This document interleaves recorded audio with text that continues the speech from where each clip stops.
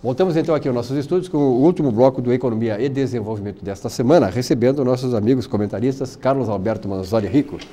Mestre salve, Rico. Salve, Silvio Lopes. Salve, símbolo pendão da pátria, não é isso? Também, sim, lindo pendão da esperança. Tu não estudasse direito a poesia lá no tempo do... Foi provocação. É que faz tempo, hein? Foi provocação minha. Foi provocação, mas faz tempo. Luiz, tudo bem, Luiz? Silvio, tudo Luiz bom? Staglish, né? Staglish. Staglish. Sobrenome é alemão. É Staglish. Pode ver, é alemão, né? Tem tudo a ver, né? Tem tudo a ver. Olho azul, cabelo loiro. Recomenda. Bom, o espaço custo real aqui que é feito pelo Luiz é um oferecimento da Sulgás. Há 20 anos a Sulgás distribui e comercializa o gás natural, uma alternativa energética mais econômica, mais sustentável, mais prática e segura. E aí, Luiz, o assunto de hoje? Silvio, até vamos tentar fazer uma mesa redonda a respeito da nossa proposta. Aqui, né? Embora seja triangular. As nossas comentaristas da área jurídica, na semana passada, trouxeram um assunto bastante importante e que vai ter consequências, eu creio que por muito tempo. São duas das novas súmulas do TST que tratam sobre a estabilidade do funcionário que tem um contrato de tempo determinado, ou seja, o contrato tem uma data programada para o seu término, mas ele, em duas circunstâncias, essa data vai ser simplesmente ignorada, vai ganhar estabilidade ao funcionário, que é a funcionária mulher quando ela se torna gestante, ela é engravida, o contrato deixa de ser determinado, passa a ser indeterminado com todas as garantias, enfim, que é dado ao funcionário efetivo. E também aquele funcionário que, ainda durante o tempo do seu contrato determinado, ele sofre qualquer tipo de acidente do trabalho. Pode ser um simples torcer o pé com alguma consequência mais forte que o tire da empresa, deslocando-se a empresa, não é nem dentro da empresa. E ele passará a ter a estabilidade também. Ou seja, a estabilidade depois que o INSS liberar ele para retornar à empresa, ele ainda tem mais um ano de estabilidade. Eu fico pensando muito naquelas empresas pequenas que tem 2 funcionários, um funcionário no seu quadro normal e tem um aumento, contratam mais temporários final de ano, seja um posto de gasolina no litoral, seja um restaurante, seja uma loja pequena, uma loja de R$1,99, pequena na sua estrutura, que contrata um funcionário para o Natal. Ela pode estar obrigada, acontecendo qualquer dessas circunstâncias, a ter 2 ou 3 vezes o seu quadro normal ao longo de um ano inteiro. Isso a coloca numa condição de não concorrer mais nesse mercado. Não haverá mais condição de preço, de custo. Vai estourar. É uma situação de elevado risco, então, que acaba se formatando em função desta súmula e que representará custos para a empresa danosos, não é, Luiz? Até perigando a sobrevivência da empresa. Né? É um custo que a empresa não tem a menor ideia do que poderá ser, nem quando será, nem por quanto tempo irá durar. Ela não tem essa noção. Mas qual é a consequência disso? Uma primeira consequência nós falamos. Tem um problema financeiro que talvez não consiga, uma empresa grande pode transferir para o seu produto. Ela consegue dividir. Mas as empresas pequenas não vão ter nesse primeiro momento. Mas todas elas vão agir de forma a cada vez precisar contratar menos. Por que ela vai comprar um risco? Um bom programa de informática talvez possa substituir 2 ou 3, um sistema de check-out diferenciado numa loja, tu não precisa mais do vendedor, o consumidor simplesmente pega o produto e passa no caixa. O caixa já existia, já estava lá, já é um funcionário. Então, hoje a situação é de empregabilidade tranquila, está sobrando emprego, está faltando trabalhador, mas não é a situação, daqui a pouco, claro. Não é a situação normal, não é uma situação regular esta.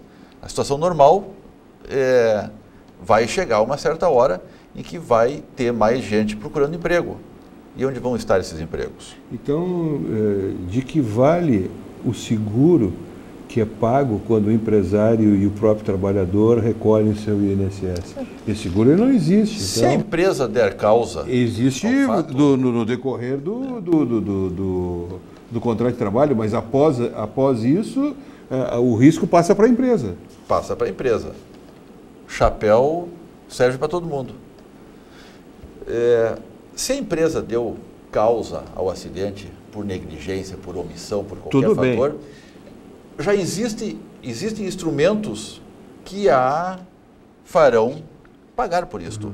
O INSS paga a conta imediata, na questão da saúde, da preservação da vida e da integridade do trabalhador, mas logo em seguida ele cobra da empresa.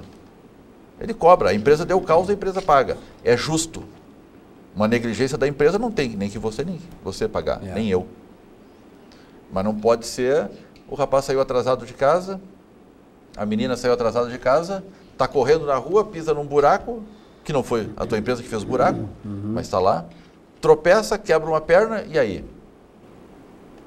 Então, eu acho que esse tipo de situação deveria ser bem mais discutido com a sociedade como um todo. A sociedade é quem paga a conta. Vamos discutir a forma correta dessa conta ser apresentada. Essa questão que tu levanta, né, Luiz, porque na verdade nós tivemos assim, várias etapas no Brasil. Eu me lembro assim, que uma década, 2 décadas atrás, os direitos trabalhistas não eram muito respeitados, né? Então eu até falei com o comentário das doutoras aqui, por exemplo, a Rede Ferroviária Federal foi à falência, por quê? Causas trabalhistas, milhares de milhões. A CE aqui teve déficit por quê? Causas trabalhistas. Os diários e emissoras associados, né? Foi a primeira grande rede de televisão e rádio e jornal no Brasil, antes da Globo, né? Década de 50, 60, né? Com aquele Assis Chateaubriand, né? O dono daquele império dos diários associados. Por que foi à falência? Causas trabalhistas. Quer dizer, não se respeitava mais. Agora, se passa a uma situação também do outro extremo, né? De muito rigor, muitas coisas que eu acho que tem que se analisar, como o Luiz diz, se discutir mais essas questões. Falaste a Rede Ferroviária e outras tantas empresas, né, Silvio? Mas Getúlio Vargas instituiu a CLT. Se as empresas se comportam de acordo com o que a lei determina, elas não teriam esses passivos.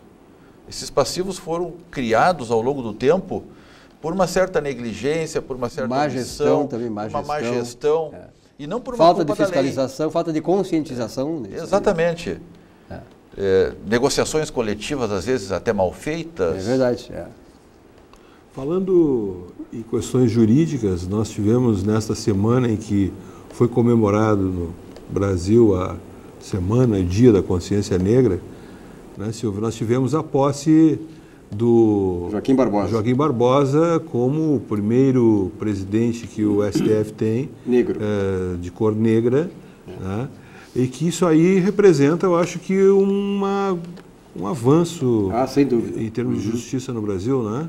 Sem dúvida, eu acho. E aí uma comprovação, né, de que, por exemplo, quantos negros nós sabemos que tem aí o futebol, por exemplo, os maiores jogadores de futebol, a maioria são negros, né? Música, quer dizer, o negro, não é por questão de raça, nem de cor e tal, o negro tem capacidade, né? Como nós temos todos. Falta, de repente, a oportunidade de ser valorizado, né? Então, não se deve chegar ao exagero de agora, eu sou contra essas cotas, que é até uma coisa humilhante para o próprio negro. De repente, o cara é brilhante, não precisava da cota, e fica com aquele estigma, né? Passou, está aqui por causa da cota. É uma outra boa discussão a questão das cotas, né? Mereceria um seminário quase. Sem dúvida, isso aí. É muito controvertido, né? Porque às vezes tu falar sobre essa questão racial, né? Hoje tem uma lei que penaliza, quer dizer, qualquer coisa tu é racista e é uma pecha que te leva para a cadeia. Tu parte de uma matriz social em que muitos ao longo do processo foram de fato excluídos. Então tu tem um ministro Barbosa que é brilhante, mas tu tem outros que não tiveram talvez o mesmo apoio familiar ou a mesma estrutura que se permitissem fazer esse brilho correr, esse brilho aumentar. É como eu digo assim, a questão da mobilidade social no Brasil. O que é mobilidade social? É você ser hoje mais do que foi ontem. Você ser hoje melhor que teu pai, que tua mãe, melhor que teus antepassados. Isso se chama mobilidade social.